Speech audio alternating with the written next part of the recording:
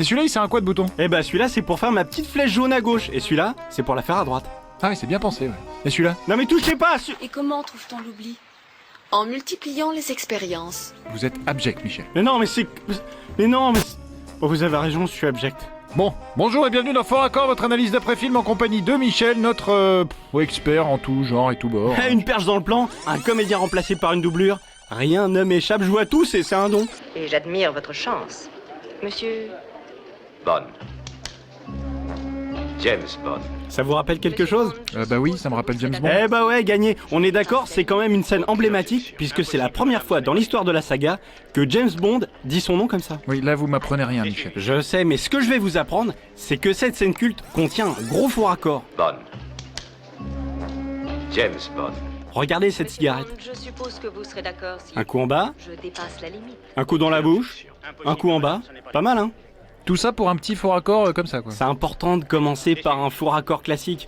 D'ailleurs, qu'est-ce qu'un faux raccord en réalité? C'est une sorte de déséquilibre des commandes gyroscopiques d'un missile téléguidé par un faisceau radio. Oui, c'est à peu près ça, non? Non, ça n'a rien à voir. Vous voyez, Michel, il est bon de rappeler les bases. Allez, je passe aux voitures, parce qu'il y en a toujours plein dans les James Bond. Regardez-moi cette décapotable. Vous ne remarquez rien? Non. Le tableau de bord est rouge. Si je vous demande ça, c'est parce que quelques secondes plus loin, le tableau de bord change de couleur. Regardez, il est noir. Mais je sais ce que vous allez me dire. C'est un petit faux raccord, ça arrive souvent. Ah bah non, là justement, je trouve ça énorme. C'est ce qu'elles disent toutes. Très classe. Bon, enfin bref, ici, James Bond est poursuivi. Regardez bien cette incrustation. Ouais, très réussi pour l'époque d'ailleurs. Eh, tout à fait d'accord, Michel. Mais regardez bien ce plan, le virage, le décor, je laisse défiler. Vous remarquerez quand même que James Bond tourne beaucoup son volant, mais là n'est pas le sujet. Et hop, plan large, ils nous resservent le même plan, et du coup les bagnoles n'ont pas avancé. On repasse en plan serré, ils roulent, et regardez, après tout ce temps, ils ont même pas fait 2 mètres, c'est pire que dans Liv et Tom. Non mais à l'époque, ce genre de poursuite et de trucage, c'était considéré comme un truc incroyable. Non mais le plus incroyable, c'est les crissements de pneus qu'on entend depuis tout à l'heure. Sur un chemin de terre, faudra qu'on m'explique comment c'est possible. Non mais ça n'a rien à voir avec la surface, c'est le bruit des freins sur les jantes, ça. Putain, vous en connaissez un rayon mécanique, hein. Rappelez-moi de jamais vous confier ma caisse. Bon, je vous montre un truc que vous allez trouver génial. Ouais, j'en doute. Vous avez tort, Michel. Dans cette scène, James Bond est guidé par une jeune femme vers une adresse, je m'occupe des sous-titres. And 2 miles further on the left, Magenta Drive 239. Magenta Drive 239. Le lendemain, écoutez bien à quelle adresse il demande de taxi. James Bond here.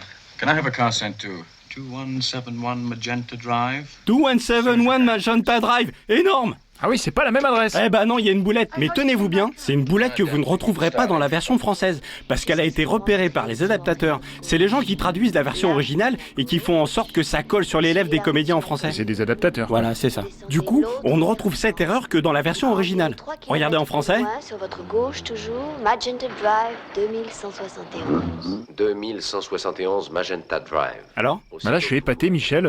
Super anecdote, vraiment. hein. Vous voulez voir un reflet de projecteur dans une vitre? Non. Bah, il est juste ici. Non, mais j'ai dit non, Michel. Bah pardon, j'avais pas entendu. Vous voulez voir une belle femme? Ça, je veux bien, ouais. C'est dans Jamais plus jamais, le dernier James Bond avec Sean Connery. Comme ça, on voit le premier et on voit le dernier. Bon, revenons à la bonasse. Non, mais Michel, là, ça va. Ah oui, pardon. Regardez, en plus, elle sait faire du ski nautique. Ouais, enfin, c'est du monoski nautique, Michel. Ah ouais, vous avez raison. Vous êtes un connaisseur, hein. Regardez-moi ça, elle est belle et elle est douée. Pour une fois, on est d'accord. Bon, dites-moi, est-ce que c'est possible qu'un monoski se transforme en 2 skis sans qu'on soit sorti de l'eau? Regardez. Vous m'avez manipulé, là. Tout de suite, les gros mots, hein. En tout cas, j'aime bien son petit cri, là. Ça me rappelle le film dont on Oui, a bon, vu on tout- s'en fout de ce que ça vous rappelle, Michel. Ouais, d'accord. En tout cas, je peux vous dire qu'elle est pas si gentille qu'elle en a l'air. En fait, c'est une méchante. Oui, on sait, Michel, à la fin, elle explose. Non, non, non. À la fin, c'est la statue de Michael Jackson qui explose. Ils ont dû la piquer au musée Gravin. Il Hein y a que vous que ça fait rire, Michel. Bah, c'est déjà pas mal, hein. Parce que des fois, j'y arrive même pas. Bon, vous avez autre chose? Parce Je que peux finir sur une cascade? pas si c'est pour critiquer une doublure. Je jure que non. Bon, allez-y alors, mais vite. Alors, ils sont sur un cheval, ils sautent dans le vide. Bon, je m'attarderai pas sur la qualité cinématographique de ce plan d'insert tout droit sorti d'un porno des années 70. Bon, on arrête avec le porno. Ni Michel. sur le fait qu'ils ont remplacé le cheval par un poney en peluche. Oui, parce que c'est injuste de se moquer des effets spéciaux pour des films de cette époque. Par contre, je m'interroge sur le fait qu'il soit tombé dans l'eau tout habillé pour se retrouver en maillot de bain moins de 3 secondes plus tard. Bah là, je sais pas quoi vous dire, Michel. En fait, j'avais jamais remarqué. Ouais, c'est pour ça que je suis là, hein. Bah, il est où le cheval? Il est mort, Michel. Quand même, il est bourré d'erreurs, ce film. Tout le monde n'est pas un génie comme vous. C'est vrai, j'ai tendance à l'oublier. Tenez, regardez cette scène. Ne trouvez-vous pas bizarre qu'on entende des bruits de mitrailleuse alors qu'il n'y a aucune flamme qui sort de l'arme? C'est parce que c'est un entraînement, Michel. On ne devrait donc pas entendre les balles siffler. Oui, sauf qu'à ce moment-là du film, le spectateur ne doit pas savoir que c'est un entraînement, Michel. Justement, vous allez m'expliquer ça. Regardez l'écran. Oui, bah quoi? Les agents des services secrets se repassent la prestation de James Bond. Mais au lieu de voir la scène par une caméra de surveillance, on la revoit telle qu'elle, avec des changements de plan et des mouvements de caméra, montés comme dans un film.